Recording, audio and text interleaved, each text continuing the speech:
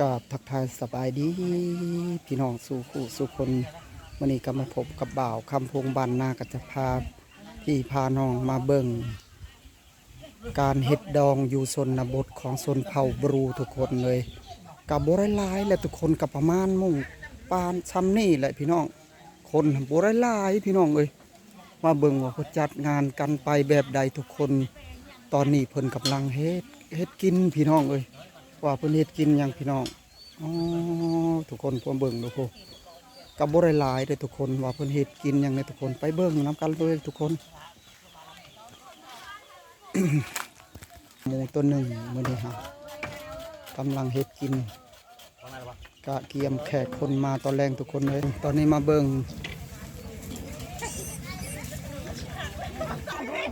ทางนี้มาต้มเครื่องในหมูทุกคนที่จะลาบเพิ่นเฮ็ดลาบนะแล้วก็นึ่งข้าวทุกคนเลยในบรรยากาศยามแรงก็มีประมาณนี้แหละทุกคนถือมื้ออื่นเช้าเพิ่นแหละเพิ่นก็สิได้ล่มงูไว้โตหนึ่งทุกคนถือว่าบรรยากาศยามแรงนี่ก็ประมาณนี้ทุกคนตกมาตอนเช้ามาเบิ่งบรรยากาศยามเช้าทุกคนงานดองอยู่ชนบทชนเผ่าบรูพี่น้องมาเบิ่งโอ้พี่น้องตอนนี้เพิ่นก็กำลังกะเกียมอาหารการกินสิได้ย่อแขกย่อคนทุกคนนะ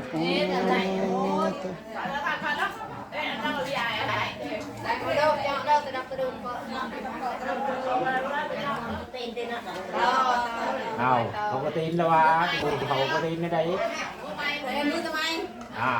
ยิงชิมาเทียบในเด็กตอนนี้ครับมาเบิ่งแขกคนที่มาทุกคนก็เต็มเพื่อนกำลังกินข้าวกินปลารับประทานอาหารทุกคนเลย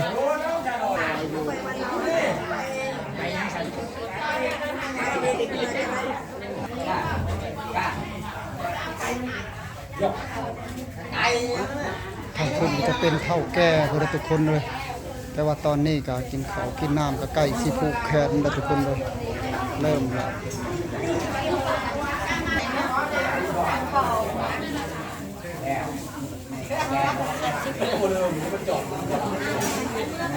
พี่น้องมาเบิ่งแขกคนมากินดองเลยทุกคน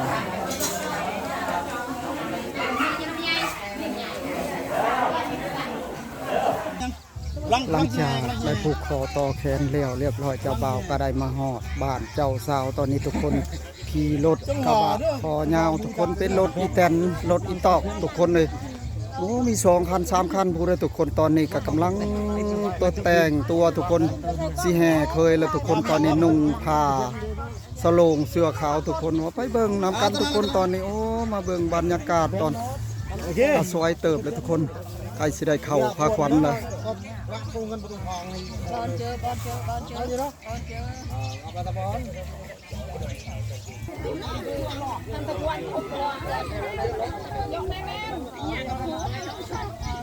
มีเสนอนทุกคนเลย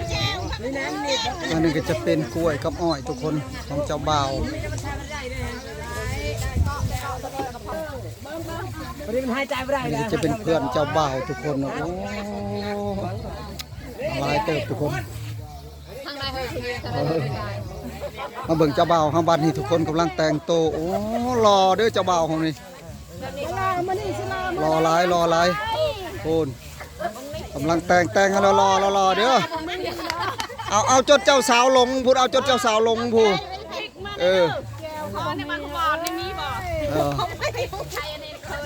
กำลังแต่งโตทุกคน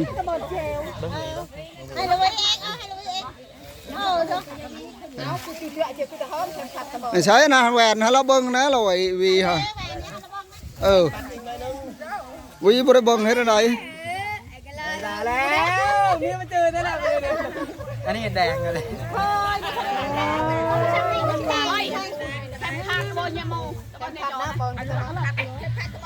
เข้มขัดมีบ่เข้มขัดฮะ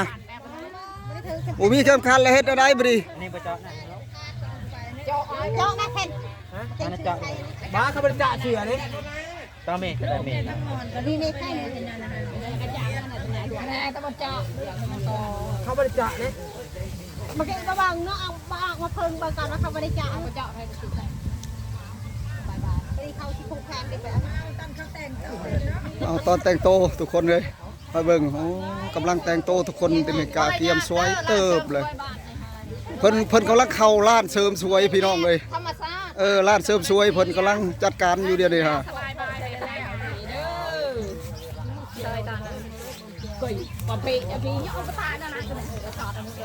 อีอะไรมันจะเรียชอตมันจะไปจอดโอ้ยเรียมาแต่แค่อาได้ได้นี่ได้แผ่นนึงหาหนึ่งน้ำไม่เกณฑ์น้ำไปอยู่ปลาตัว เฮ็ดไรนะไมกี้เพิ่นยังนะฮะ ไม่เกณฑ์ที่นี่เลย ฮะ เรียบต้องหายแล้วกูอยากให้จะเป็นไม่ใช่ลูกไปชีวิตเราคือมันช่วยเราเป็นกันอ่อนน้องไม่ได้เงยอะไรกินเด้อไม่ได้ไปมูกแช่งนี่เต็มประกาศทำอะไรประไตโดนไม่เจ็บเท้าอะไรมันจะมูก งานขึ้นเทิงบ่ให้ก้มลงเงยขึ้น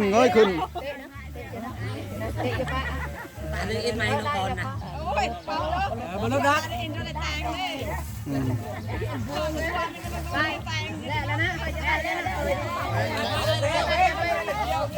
ลงคลิปเลยครับ ทุกคนเลยมาเบิ่งมิตรผู้รอๆทุกคนมื้อนี้ฮะทุกคนเลย เขาบอกจะมา กำลังสิเข้าพากวันทุกคนกำลังอันนี้ก็จะเป็นเพื่อนเจ้าบ่าวหมดโอ้รอหลายมื้อนี้รอหลายมื้อนี้ โดนลายเนาะเป็นงาม งานเลยไปบัดนี้ไปสวยแล้วไปแล้วบัดนี้สิให้ได้แห่เคยเลยทุกคนเลยมือนี่ตีตบมือนี่ตีแม่เท่าเอ้ยเคยมาแล้วเด้อทางนี้จะเป็นประตูเงินคนประตูทองทุกคนเอ้ยลัดและทางนี้ทุกคนเลยจะมีอยู่2ด้านทุกคนทุกคนเลย ไม่เท่าเด้อเลยก่อนนะไปก่อนเลย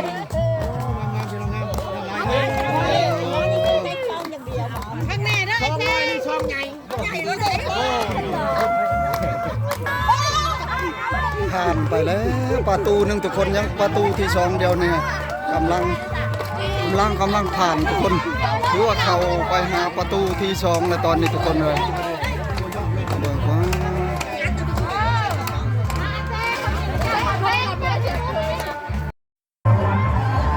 ตอนนี้จูงเคยแหละพี่น้องเอ้ยจูงเคย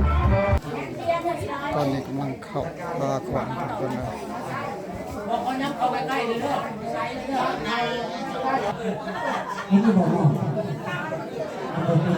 ภายในงานทุกคนกำลังเข้าพาก่อนตอนนี้ทุกคน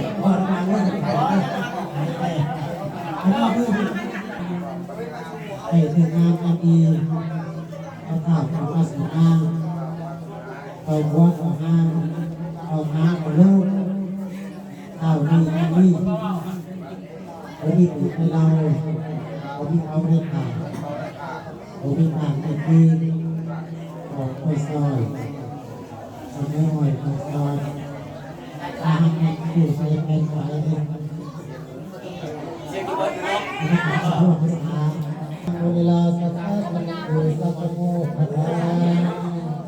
สัตว์เอกเมซื้อไปหน้าทะลุโซ่ร้านนี่ตัวนี่พักมาสักแก่ไอ้คอยตะวันหน่อยไอ้โง่ดูงานโดนเสียตาอ้วนมาลาปิดหอบหัวเฮานี่ทำยักษ์มาสอยกับที่คิดมาเดียเพื่อเพื่อเรียกแถวไอ้คนก่อนอยู่ดีเมีย มีทั้งใจคิดไปภาคมาเรื่องเรือเอาแต่น้ำเราเป็นผ่านอับสูงหัวผู้ตาในข่าวสองนิดเดียว เขตของมอซื่อทุกคนถือว่าแพ้อันพาดบ่าเจ้าบ่าวกับเจ้าสาวหันทางมอซื่อเพิ่นจะได้มัดแอวทุกคนตอนนี้ก็คือสิได้ป้อนไข่น่วยแล้วบัดนี้ทุกคนตอนนี้ครับ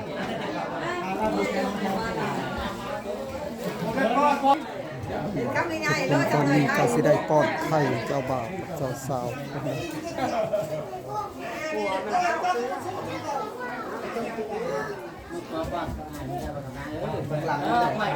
นาลงแล้วเป็นยังไง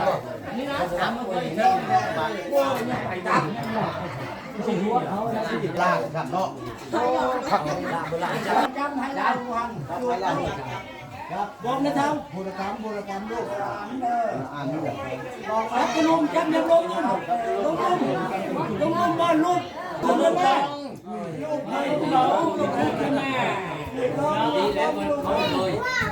ดูดเราให้ตัวนี้ทุกคนเลย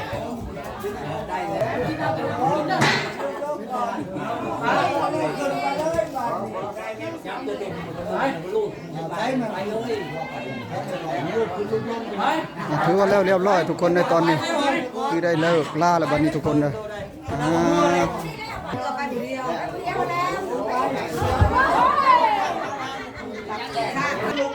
ตอนนี้เจ้าบ่าวเจ้าสาวก็สิได้เข้าอยู่ส่วงแล้วทุกคนเอ้ยเหตุของประเพณีเพิ่น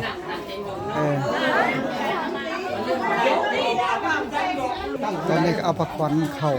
อยู่ส่วงทุกคนนะโหทั้งหัวพุ่นละ